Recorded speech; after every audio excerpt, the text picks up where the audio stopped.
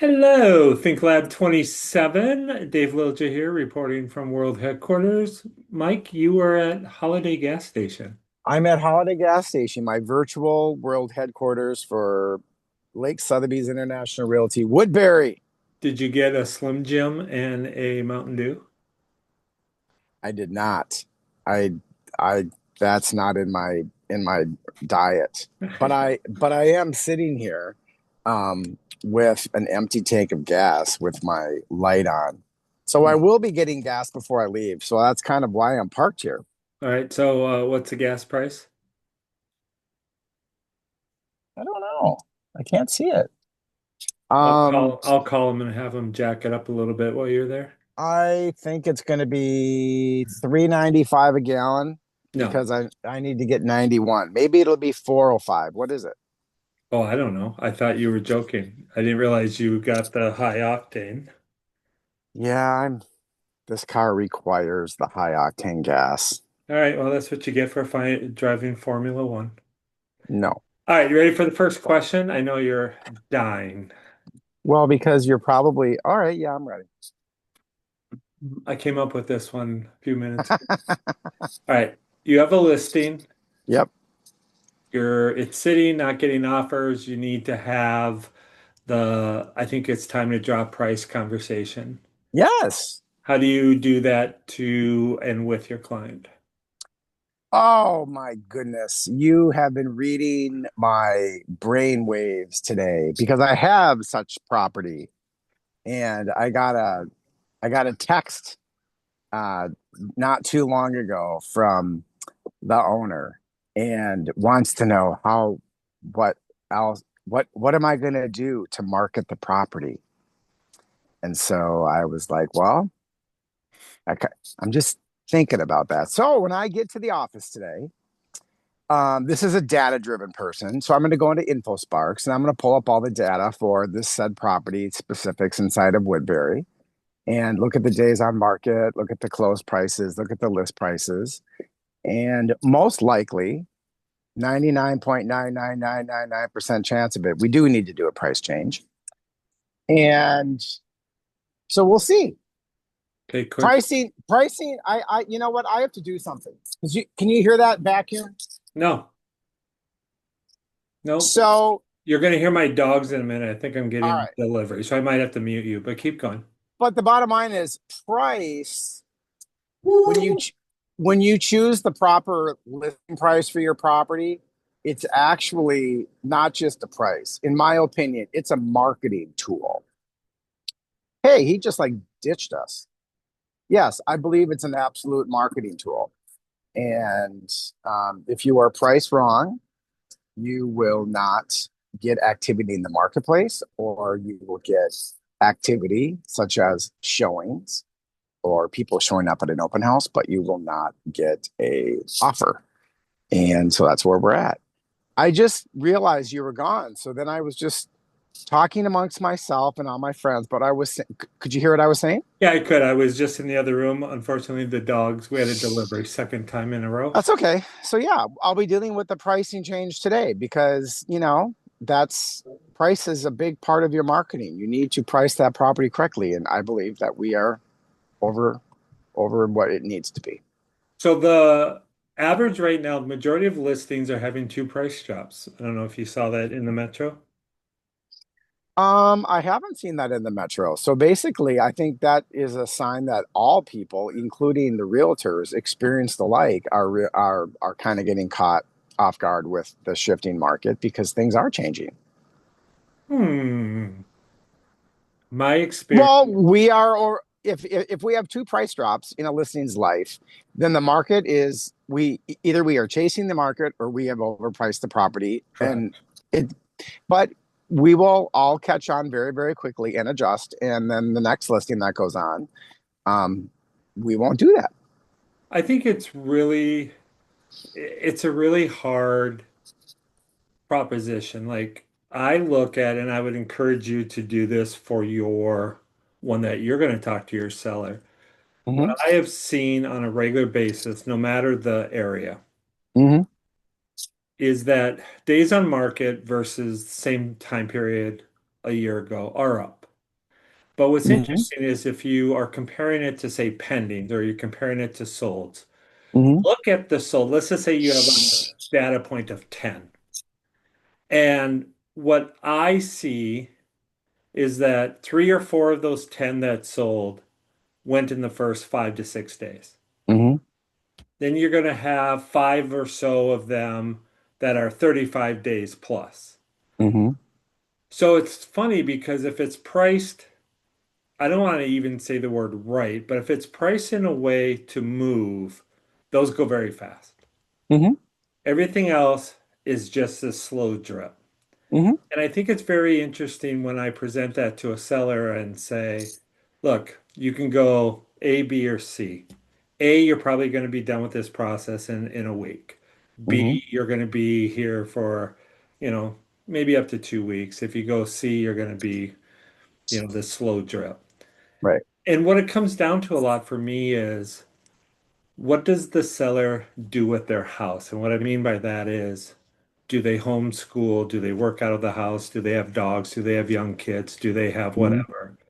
And it's funny because most of the time when they choose A, it's because they don't want that distraction. They don't want that to have to displace the dogs. They don't want to displace the kids. They want to just get through it as quickly as possible. So, Right. all right.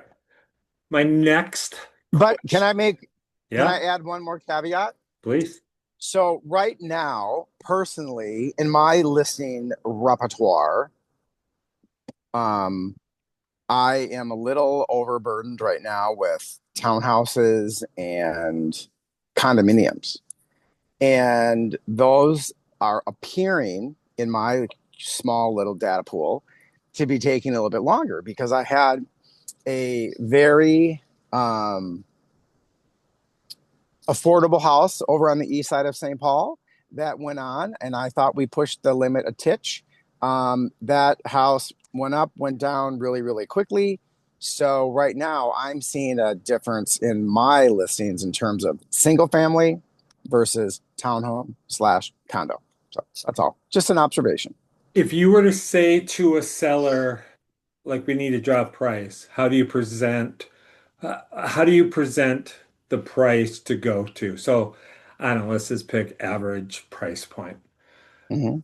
Do you do a dollar amount? Do you do a bracket? Meaning if you were at 479, do you want to get under 450? Do you want to get under 475? That 20, magic 25. Do you want to do a percentage? Do you want to just do a dollar amount? Do you leave it up to them? I do not leave it up to them. I don't use the word price drop or reduction of price. I am using the words more like price correction.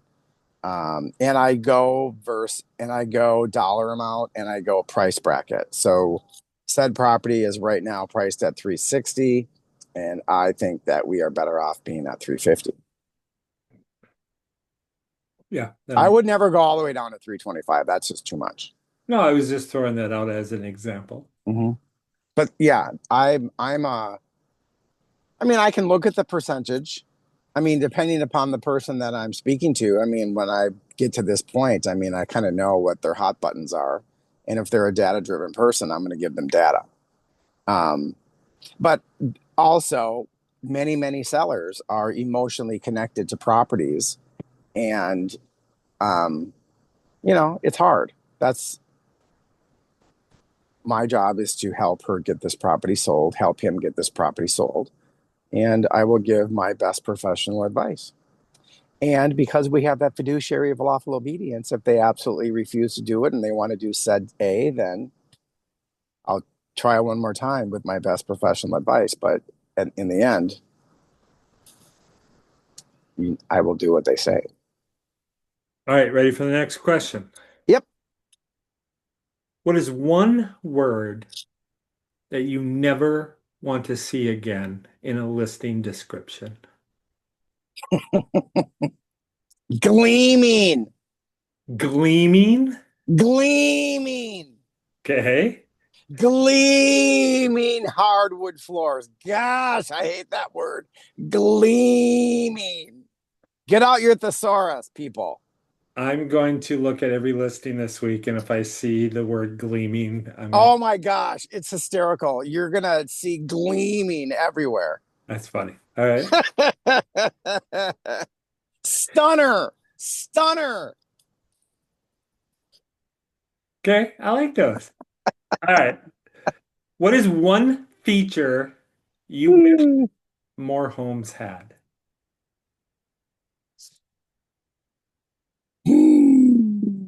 One feature I wish more homes had. Dang. Updated kitchens. It's vague but big. I like that. I'm not opposed to electric stoves at all, even though personally I'm a gas person. If there is an electric stove in said property and it is a coil, that's what I mean by updated kitchen. Because Okay. if you have an electric stove, at least update the range to a flat top. All right. What is one TV or movie character Mhm. you would want immediately to join your team that you don't have per se officially? Harvey Specter. Oh, that would be a good one, wouldn't it? Yes, Do you get Harvey Donna? Do you get Specter. Donna with it? Yeah. Yeah. Harvey Specter. I love Harvey That's a Specter. great answer. Yeah, that just came right out. That's a great answer. Hmm. Okay. Sometimes I wish I was Harvey Specter, but I'm just not. I want to be. Um, No wonder why when I called you this morning to try to get ahead of the game here, you wouldn't give me any tidbits. I never give you any tidbits. I know you don't. It's awesome. I like keeping you on your toes. It makes our audience members have come to enjoy this. All right. I was going through some books today and it made me laugh Yeah. because I found Gary Keller's Shift. And Okay. so I was going to kind of tweak one of the questions. What is one word? I actually really like that book though. Yeah, I think if you say that the sky's going to turn red enough times and it turns red, you can say, see, I told Mm, you so. But right. how many recruiting calls do you get a week? Oh, I would say they have really dropped off, thankfully. Thankfully, I get a lot of emails. I get a ton of recruiting emails. It seems like the recruiting calls really come hot and heavy at the end of the year and at the beginning of the year. But I am so pleased and happy where I am at the moment that I take the call. I thank them for the call. I let them know that I'm not in any position or even in any mindset to make a switch. And I say, you know what? If you want to call me again sometime, feel free. I'm polite. I just graciously decline. My favorite one is I understand it's part of the business, but Hmm. I don't like the ones where like the office hire calls to set the appointment for somebody. I'm like, look, really? Hmm. They don't even have the time to reach out themselves. Yes, they're so busy. Yeah. I don't like Yeah, the spammy texts that appear that they're coming from said person, and I right. know for a fact that they're not. My Um, other one is when they call, they go into the spiel and they seem to know a lot about you. yeah, And then for me, this is my tipping point because it always seems to be one broker. They go, have you ever thought of maybe coming to Remax Results? I was like, you mean other than the 5 years that I was already with you? And it's right. just like dead silence. I was like, it's not that hard to look that I was with Remax. Love Remax. Or if I get the call, hey, are you ready to come home yet? I'm Oh, like, oh God, that one just makes my hair. Yeah. catch on fire. And I Um, love and Remax. then my response is usually my home is XXXX, and I give my address, and I said and I have my license at X place, and I said so. I don't like when they refer to family or coming home, or that really sets me off. I do not like that. Hmm. Um, I see what they're trying to do with the emotional component, but I was if listening a to, person leaves a place after an extended period of time, there's a reason why they did. And I think it's very hard to get that person to come back because it's usually about a break of trust. And that's one of my favorite topics is trust. And I love the book called The Trust Edge, where you can in a very blink of an eye break a trust, and that trust could have been 30 years in the making, and then all of a sudden you busted that trust, and getting it back can be almost impossible. And I think so I yeah, think a lot of agents go back though. I think no, a I'm lot of not. agents think that the grass is greener somewhere else. I Yeah, I'm gonna keep my mindset of moving forward. I know that I won't go back. Hmm. Okay. That's me. Yeah. What do you value more when you receive an offer and you have the listing? No inspection, type of loan, or down payment? Um, Probably no inspection. Is no inspection the biggest, assuming that price is within, a fraction, is no inspection the biggest win for you?